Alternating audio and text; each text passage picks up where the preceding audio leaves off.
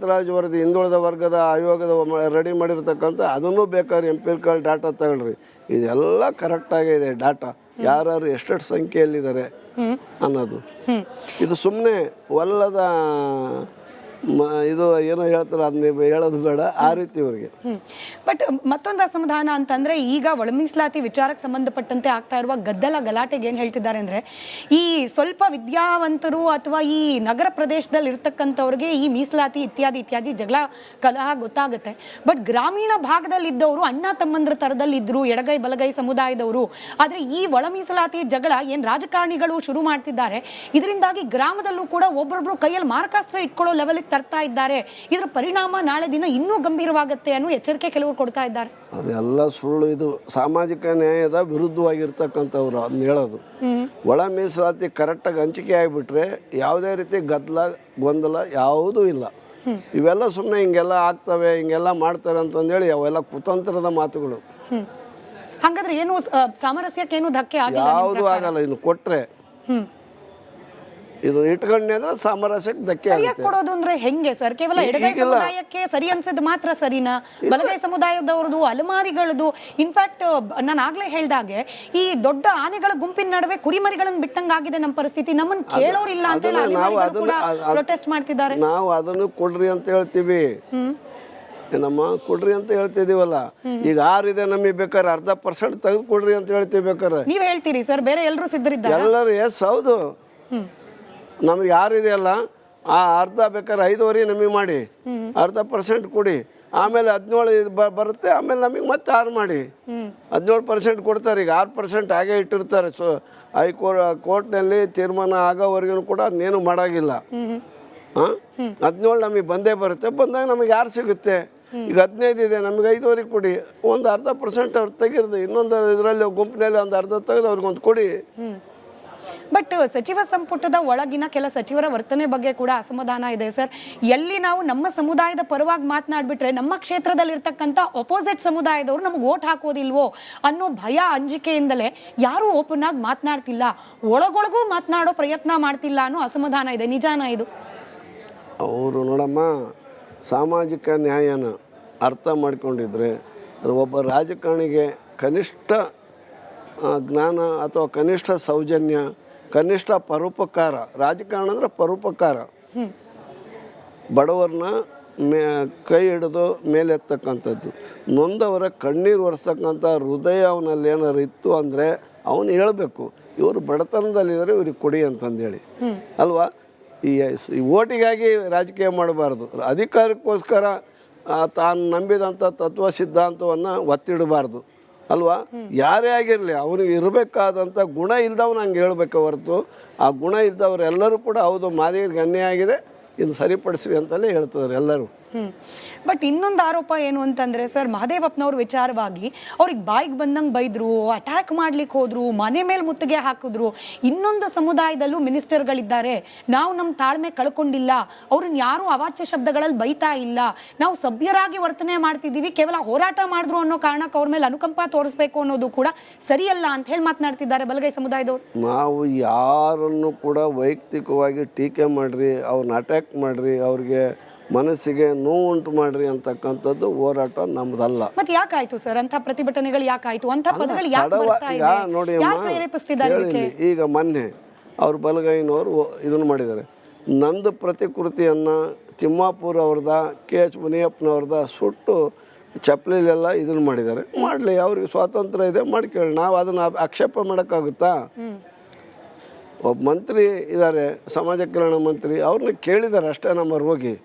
ಆ ರೀತಿ ಅಪಮಾನಕರವಾಗಿ ರೀತಿಯಲ್ಲಿ ಮಾದೇವಪ್ಪವ್ರನ್ನ ನಡ್ಕೊಂಡಿಲ್ಲ. ಮಾದೇವಪ್ಪನವರು ಕೂಡ ಒಳ್ಳೆ ಸ್ವಲ್ಪ ಸಾಮಾಜಿಕ ನ್ಯಾಯದ ಪರವಾಗಿ ಇರ್ತಕ್ಕಂಥ ವ್ಯಕ್ತಿ ಅಂತ ನನಗೆ ಅನಿಸ್ತಾ ಇದೆ. ಹೌದು ಅಂತಲೂ ಕೂಡ ಹೇಳಕ್ಕೆ ಇಚ್ಛಪಡ್ತೀನಿ. ಪರಮೇಶ್ವರ್ ಅವರೇ ಏನು ನಮ್ಮದು ಚುನಾವಣೆ ಪ್ರಣಾಳಿಕೆ ಸಮಿತಿ ಅಧ್ಯಕ್ಷರಾದಂಥ ಸಂದರ್ಭದಲ್ಲಿ ಅವ್ರ ನೇತೃತ್ವದಲ್ಲೇ SC ST ಕಾನ್ಫರೆನ್ಸ್ ಆಯಿತು ದಾವಣಗೆರೆಯಲ್ಲಿ. ಬೃಹತ್ತಾದಂಥ ಕಾನ್ಫರೆನ್ಸ್ನಲ್ಲೇ ಘೋಷಣೆ ಮಾಡಿದರು, ಸದಾಶಿವ ಆಯೋಗದ ವರದಿನ ಒಳ ಮೀಸಲಾತಿಯನ್ನು ನಾವು ಜಾರಿ ತರ್ತೀವಿ ನಮ್ಮ ಸರ್ಕಾರ ಬಂದ ಮೇಲೆ ಅಂತಂದು ಅವರೇ ಘೋಷಣೆ ಮಾಡಿದರು. ಅವರೇ ಚುನಾವಣೆ ಪ್ರಣಾಳಿಕೆ ಅಧ್ಯಕ್ಷ ಆಗಿದ್ರು ಪರಮೇಶ್ವರ್ ಅವರು, ಅವರೇ ಸೇರಿಸಿದರು ಒಳ ಮೀಸಲಾತಿ ಜಾರಿ ತರ್ತೀವಿ ಅಂತಂದೇಳಿ. ಈಗ ಒಬ್ಬ ಮಾಡಿದ್ದಾರೆ. ಅವ್ರಿಗೂ ನಾವು ಇದನ್ನು ಮಾಡಕ್ಕೆ ರಾಜ್ ವರದಿ ಹಿಂದುಳಿದ ವರ್ಗದ ಆಯೋಗದ ರೆಡಿ ಮಾಡಿರ್ತಕ್ಕಂಥ ಅದನ್ನು ಬೇಕಾದ್ರೆ ಎಂಪಿರಿಕಲ್ ಡಾಟಾ ತಗೊಳ್ರಿ. ಇದೆಲ್ಲ ಕರೆಕ್ಟಾಗಿದೆ ಡಾಟಾ, ಯಾರು ಎಷ್ಟೆಷ್ಟು ಸಂಖ್ಯೆಯಲ್ಲಿದ್ದಾರೆ ಅನ್ನೋದು. ಇದು ಸುಮ್ಮನೆ ಒಲ್ಲದ ಇದು ಏನೋ ಹೇಳ್ತಾರೆ, ಅದನ್ನ ಹೇಳೋದು ಬೇಡ ಆ ರೀತಿ ಇವರಿಗೆ. ಬಟ್ ಮತ್ತೊಂದು ಅಸಮಾಧಾನ ಅಂತಂದ್ರೆ ಈಗ ಒಳ ಮೀಸಲಾತಿ ವಿಚಾರಕ್ಕೆ ಸಂಬಂಧಪಟ್ಟಂತೆ ಆಗ್ತಾ ಇರುವ ಗದ್ದಲ ಗಲಾಟೆಗೆ ಏನ್ ಹೇಳ್ತಿದ್ದಾರೆ ಅಂದ್ರೆ, ಈ ಸ್ವಲ್ಪ ವಿದ್ಯಾವಂತರು ಅಥವಾ ಈ ನಗರ ಪ್ರದೇಶದಲ್ಲಿ ಇರ್ತಕ್ಕಂಥವ್ರಿಗೆ ಈ ಮೀಸಲಾತಿ ಇತ್ಯಾದಿ ಇತ್ಯಾದಿ ಜಗಳ ಕಲಹ ಗೊತ್ತಾಗುತ್ತೆ. ಬಟ್ ಗ್ರಾಮೀಣ ಭಾಗದಲ್ಲಿ ಇದ್ದವರು ಅಣ್ಣ ತಮ್ಮಂದ್ರ ತರದಲ್ಲಿ ಇದ್ರು, ಎಡಗೈ ಬಲಗೈ ಸಮುದಾಯದವರು. ಆದ್ರೆ ಈ ಒಳ ಮೀಸಲಾತಿ ಜಗಳ ಏನ್ ರಾಜಕಾರಣಿಗಳು ಶುರು ಮಾಡ್ತಿದ್ದಾರೆ, ಇದರಿಂದಾಗಿ ಗ್ರಾಮದಲ್ಲೂ ಕೂಡ ಒಬ್ಬರೊಬ್ರು ಕೈಯಲ್ಲಿ ಮಾರಕಾಸ್ತ್ರ ಇಟ್ಕೊಳ್ಳೋ ಲೆವೆಲ್ಗೆ ತರ್ತಾ ಇದ್ದಾರೆ. ಇದರ ಪರಿಣಾಮ ನಾಳೆ ದಿನ ಇನ್ನೂ ಗಂಭೀರವಾಗುತ್ತೆ ಅನ್ನೋ ಎಚ್ಚರಿಕೆ ಕೆಲವರು ಕೊಡ್ತಾ ಇದ್ದಾರೆ. ಅದೆಲ್ಲ ಸುಳ್ಳು. ಇದು ಸಾಮಾಜಿಕ ನ್ಯಾಯದ ವಿರುದ್ಧವಾಗಿರ್ತಕ್ಕಂಥವ್ರು ಅದನ್ನ ಹೇಳೋದು. ಒಳ ಮೀಸಲಾತಿ ಕರೆಕ್ಟಾಗಿ ಹಂಚಿಕೆ ಆಗಿಬಿಟ್ರೆ ಯಾವುದೇ ರೀತಿ ಗದ್ದಲ ಗೊಂದಲ ಯಾವುದೂ ಇಲ್ಲ. ಇವೆಲ್ಲ ಸುಮ್ಮನೆ ಹಿಂಗೆಲ್ಲ ಆಗ್ತವೆ, ಹಿಂಗೆಲ್ಲ ಮಾಡ್ತಾರೆ ಅಂತಂದೇಳಿ ಅವೆಲ್ಲ ಕುತಂತ್ರದ ಮಾತುಗಳು. ಹಾಗಾದ್ರೆ ಏನು ಸಾಮರಸ್ಯಕ್ಕೇನು ಧಕ್ಕೆ ಆಗಿಲ್ಲ? ಯಾವುದು ಆಗಲ್ಲ. ಇನ್ನು ಕೊಟ್ರೆ ಇದು ಇಟ್ಕೊಂಡೆ ಅಂದ್ರೆ ಸಾಮರಸ್ಯಕ್ಕೆ ಧಕ್ಕೆ ಆಗುತ್ತೆ. ಕೊಡೋದು ಅಂದ್ರೆ ಹೆಂಗೆ ಸರ್? ಕೇವಲ ಎಡಗೈ ಸಮುದಾಯಕ್ಕೆ ಸರಿ ಅನ್ಸದ್ ಮಾತ್ರ ಸರಿನಾ? ಬಲಗೈ ಸಮುದಾಯದವ್ರದ್ದು, ಅಲಮಾರಿಗಳದ್ದು, ಇನ್ಫ್ಯಾಕ್ಟ್ ನಾನು ಆಗ್ಲೇ ಹೇಳ್ದಾಗೆ ಈ ದೊಡ್ಡ ಆನೆಗಳ ಗುಂಪಿನ ನಡುವೆ ಕುರಿಮರಿಗಳನ್ನ ಬಿಟ್ಟಂಗಾಗಿದೆ ನಮ್ಮ ಪರಿಸ್ಥಿತಿ. ನಮ್ಮನ್ನ ಕೇಳೋರಿಲ್ಲ ಅಂತ ಪ್ರೊಟೆಸ್ಟ್ ಮಾಡ್ತಿದ್ದಾರೆ. ನಾವು ಅದನ್ನು ಕೊಡ್ರಿ ಅಂತ ಹೇಳ್ತೀವಿ, ನಮ್ಮ ಕೊಡ್ರಿ ಅಂತ ಹೇಳ್ತಿದೀವಲ್ಲ. ಈಗ 6 ಇದೆ, ನಮಗೆ ಬೇಕಾದ್ರೆ 0.5% ತೆಗೆದು ಕೊಡ್ರಿ ಅಂತ ಹೇಳ್ತೀವಿ. ಬೇಕಾರೆ ನೀವ್ ಹೇಳ್ತೀರಿ ಸರ್, ಬೇರೆ ಎಲ್ಲರೂ ಸಿದ್ಧರಿದ್ದಾರೆ. ಎಲ್ಲರೂ ಎಸ್ ಹೌದು. ನಮ್ಗೆ 6 ಇದೆಯಲ್ಲ, ಆ ಅರ್ಧ ಬೇಕಾದ್ರೆ 5.5 ನಮಗೆ ಮಾಡಿ 0.5% ಕೊಡಿ. ಆಮೇಲೆ 17 ಬರುತ್ತೆ, ಆಮೇಲೆ ನಮಗೆ ಮತ್ತೆ 6 ಮಾಡಿ 17% ಕೊಡ್ತಾರೆ. ಈಗ 6% ಹಾಗೆ ಇಟ್ಟಿರ್ತಾರೆ. ಸೊ ಕೋರ್ಟ್ನಲ್ಲಿ ತೀರ್ಮಾನ ಆಗೋವರೆಗೂ ಕೂಡ ಅದನ್ನೇನು ಮಾಡೋಂಗಿಲ್ಲ. 17 ನಮಗೆ ಬಂದೇ ಬರುತ್ತೆ. ಬಂದಾಗ ನಮಗೆ 6 ಸಿಗುತ್ತೆ. ಈಗ 15 ಇದೆ, ನಮಗೆ 5.5 ಕೊಡಿ. ಒಂದು 0.5% ಅವ್ರು ತೆಗಿರ್ದು, ಇನ್ನೊಂದು ಇದರಲ್ಲಿ ಗುಂಪಿನಲ್ಲಿ ಒಂದು ಅರ್ಧ ತೆಗೆದು ಅವ್ರಿಗೊಂದು ಕೊಡಿ. ಬಟ್ ಸಚಿವ ಸಂಪುಟದ ಒಳಗಿನ ಕೆಲ ಸಚಿವರ ವರ್ತನೆ ಬಗ್ಗೆ ಕೂಡ ಅಸಮಾಧಾನ ಇದೆ ಸರ್. ಎಲ್ಲಿ ನಾವು ನಮ್ಮ ಸಮುದಾಯದ ಪರವಾಗಿ ಮಾತನಾಡ್ಬಿಟ್ರೆ ನಮ್ಮ ಕ್ಷೇತ್ರದಲ್ಲಿ ಇರ್ತಕ್ಕಂಥ ಅಪೋಸಿಟ್ ಸಮುದಾಯದವರು ನಮ್ಗೆ ಓಟ್ ಹಾಕೋದಿಲ್ವೋ ಅನ್ನೋ ಭಯ, ಅಂಜಿಕೆಯಿಂದಲೇ ಯಾರೂ ಓಪನ್ ಆಗಿ ಮಾತನಾಡ್ತಿಲ್ಲ, ಒಳಗೊಳಗೂ ಮಾತನಾಡೋ ಪ್ರಯತ್ನ ಮಾಡ್ತಿಲ್ಲ ಅನ್ನೋ ಅಸಮಾಧಾನ ಇದೆ. ನಿಜಾನ ಇದು? ಅವರು ನೋಡಮ್ಮ, ಸಾಮಾಜಿಕ ನ್ಯಾಯನ ಅರ್ಥ ಮಾಡ್ಕೊಂಡಿದ್ರೆ ಒಬ್ಬ ರಾಜಕಾರಣಿಗೆ ಕನಿಷ್ಠ ಜ್ಞಾನ ಅಥವಾ ಕನಿಷ್ಠ ಸೌಜನ್ಯ, ಕನಿಷ್ಠ ಪರೋಪಕಾರ. ರಾಜಕಾರಣ ಅಂದರೆ ಪರೋಪಕಾರ. ಬಡವರನ್ನ ಕೈ ಹಿಡಿದು ಮೇಲೆತ್ತಕ್ಕಂಥದ್ದು, ನೊಂದವರ ಕಣ್ಣೀರು ಒರೆಸ್ತಕ್ಕಂಥ ಹೃದಯ ಅವನಲ್ಲಿ ಏನಾರು ಇತ್ತು ಅಂದರೆ ಅವನು ಹೇಳಬೇಕು, ಇವರು ಬಡತನದಲ್ಲಿದ್ದಾರೆ, ಇವ್ರಿಗೆ ಕೊಡಿ ಅಂತಂದೇಳಿ ಅಲ್ವಾ. ಈ ಓಟಿಗಾಗಿ ರಾಜಕೀಯ ಮಾಡಬಾರ್ದು. ಅಧಿಕಾರಕ್ಕೋಸ್ಕರ ತಾನು ನಂಬಿದಂಥ ತತ್ವ ಸಿದ್ಧಾಂತವನ್ನು ಒತ್ತಿಡಬಾರ್ದು ಅಲ್ವಾ. ಯಾರೇ ಆಗಿರಲಿ, ಅವನಿಗೆ ಇರಬೇಕಾದಂಥ ಗುಣ ಇಲ್ದವನು ಹಂಗೆ ಹೇಳಬೇಕು ಹೊರತು, ಆ ಗುಣ ಇದ್ದವರೆಲ್ಲರೂ ಕೂಡ ಹೌದು ಮಾದಿಗರಿಗೆ ಅನ್ಯಾಯ ಆಗಿದೆ, ಇದು ಸರಿಪಡಿಸ್ರಿ ಅಂತಲೇ ಹೇಳ್ತಿದ್ದಾರೆ ಎಲ್ಲರೂ. ಬಟ್ ಇನ್ನೊಂದು ಆರೋಪ ಏನು ಅಂತಂದ್ರೆ ಸರ್, ಮಹದೇವಪ್ಪನವ್ರ ವಿಚಾರವಾಗಿ ಅವ್ರಿಗೆ ಬಾಯಿಗೆ ಬಂದಂಗೆ ಬೈದ್ರು, ಅಟ್ಯಾಕ್ ಮಾಡ್ಲಿಕ್ಕೆ ಹೋದ್ರು, ಮನೆ ಮೇಲೆ ಮುತ್ತಿಗೆ ಹಾಕಿದ್ರು.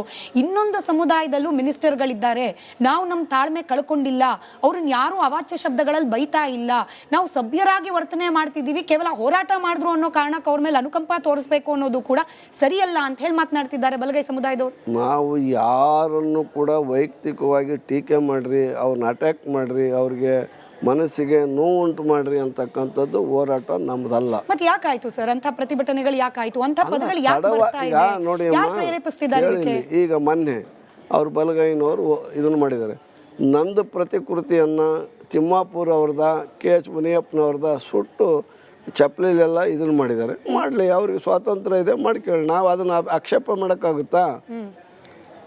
ಒಬ್ಬ ಮಂತ್ರಿ ಇದ್ದಾರೆ, ಸಮಾಜ ಕಲ್ಯಾಣ ಮಂತ್ರಿ, ಅವ್ರನ್ನ ಕೇಳಿದ್ದಾರೆ ಅಷ್ಟೇ ನಮ್ಮವ್ರು ಹೋಗಿ. ಆ ರೀತಿ ಅಪಮಾನಕರವಾಗಿ ರೀತಿಯಲ್ಲಿ ಮಾದೇವಪ್ಪವ್ರನ್ನ ನಡ್ಕೊಂಡಿಲ್ಲ. ಮಾದೇವಪ್ಪನವರು ಕೂಡ ಒಳ್ಳೆ ಸ್ವಲ್ಪ ಸಾಮಾಜಿಕ ನ್ಯಾಯದ ಪರವಾಗಿ ಇರ್ತಕ್ಕಂಥ ವ್ಯಕ್ತಿ ಅಂತ ನನಗೆ ಅನಿಸ್ತಾ ಇದೆ. ಹೌದು ಅಂತಲೂ ಕೂಡ ಹೇಳಕ್ಕೆ ಇಚ್ಛಪಡ್ತೀನಿ. ಪರಮೇಶ್ವರ್ ಅವರು ಅವರೇ ಏನು ನಮ್ಮದು ಚುನಾವಣೆ ಪ್ರಣಾಳಿಕೆ ಸಮಿತಿ ಅಧ್ಯಕ್ಷರಾದಂಥ ಸಂದರ್ಭದಲ್ಲಿ ಅವ್ರ ನೇತೃತ್ವದಲ್ಲೇ SC ST ಕಾನ್ಫರೆನ್ಸ್ ಆಯಿತು ದಾವಣಗೆರೆಯಲ್ಲಿ. ಬೃಹತ್ತಾದಂಥ ಕಾನ್ಫರೆನ್ಸ್ನಲ್ಲೇ ಘೋಷಣೆ ಮಾಡಿದರು, ಸದಾಶಿವ ಆಯೋಗದ ವರದಿನ ಒಳ ಮೀಸಲಾತಿಯನ್ನು ನಾವು ಜಾರಿ ತರ್ತೀವಿ ನಮ್ಮ ಸರ್ಕಾರ ಬಂದ ಮೇಲೆ ಅಂತಂದು ಅವರೇ ಘೋಷಣೆ ಮಾಡಿದರು. ಅವರೇ ಚುನಾವಣೆ ಪ್ರಣಾಳಿಕೆ ಅಧ್ಯಕ್ಷ ಆಗಿದ್ರು ಪರಮೇಶ್ವರ್ ಅವರು, ಅವರೇ ಸೇರಿಸಿದರು ಒಳ ಮೀಸಲಾತಿ ಜಾರಿ ತರ್ತೀವಿ ಅಂತಂದೇಳಿ. ಹೀಗೆ ಒಬ್ಬ ಮಾಡಿದ್ದಾರೆ. ಅವ್ರಿಗೂ ನಾವು ಇದನ್ನು ಮಾಡಕ್ಕೆ